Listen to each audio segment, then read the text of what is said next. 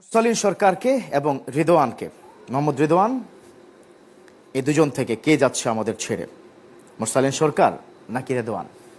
হ্যাঁ প্রিয় দর্শক, আমাদের ছেড়ে বিদায় নিচ্ছে যে বন্ধু, সে হচ্ছে মুরসালিন সরকার।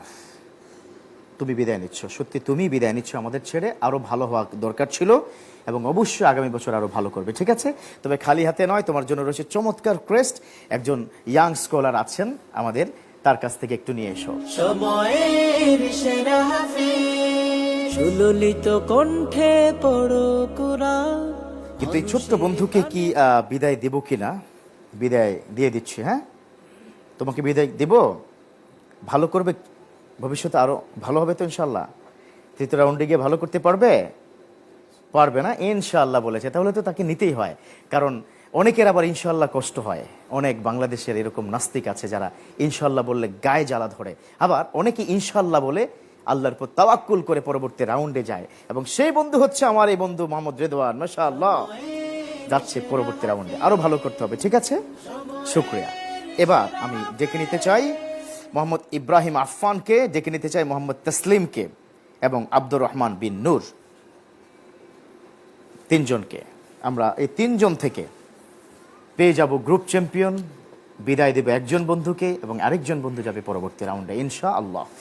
প্রিয় দর্শক, আমাদের ছেড়ে যে বন্ধু বিদায় নিচ্ছে তার কথা পরেই বলি। আমাদের এই পর্ব থেকে পরবর্তী রাউন্ডে যাচ্ছে, তার নাম হচ্ছে আব্দুর রহমান বিন নূর। মাশাআল্লাহ, কংগ্রেচুলেশনস। আরো ভালো করতে হবে, সামনে কিন্তু কঠিন চ্যালেঞ্জ। পারবে তো ইনশাআল্লাহ? শুভকামনা তোমার জন্য।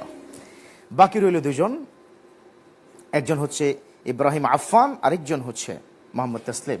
ইব্রাহিম আফফান, মোহাম্মদ তসলিম, তোমাকে আগামী বছর চাই। তুমি আগামী বছর আসবে এবং এবছর থাকতে চাও? থাকতে চাও? হ্যাঁ, থাকতে তো তোমাকে হবে, কারণ তুমি হয়েছে গ্রুপ চ্যাম্পিয়ন। মাশাআল্লাহ, সর্বোচ্চ নাম্বার পেয়ে আমার এই বন্ধু হয়েছে গ্রুপ চ্যাম্পিয়ন।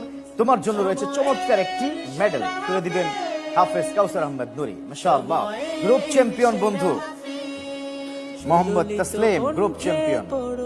মাশাআল্লাহ। এবার এই বন্ধুকে বিদায় কি দিতে হচ্ছে বন্ধু? আরেকটু ভালো করা তোমার খুব প্রয়োজন ছিল, কিন্তু যেহেতু তুমি একটু হোঁচট খেয়েছো, তবে আগামী বছর সময়ের সেরা হাফেজ 2025 তুমি আসবে তো ইনশাল্লাহ? অপেক্ষায় রইলাম। তোমার জন্য চমৎকার একটি ক্রেস্ট রয়েছে, বাংলাদেশ ব্যাংকের ডিরেক্টর মহোদয় তিনি তুলে দিবেন। সময়ের সেরা হাফেজ, সুললিত কণ্ঠে পড়ো কুরআন।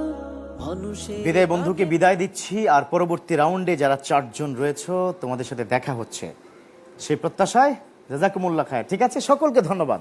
প্রস্তুতি নাও ভালো করে ইনশাআল্লাহ। সময়ের সেরা হাফেজ। দর্শক, দেখছেন আপনাদের প্রিয় চ্যানেল 24 এবং আপনাদের প্রিয় এই আয়োজনটি, কিন্তু সময় এসেছে আবারও ছোট্ট একটি বিরতিতে যাওয়ার।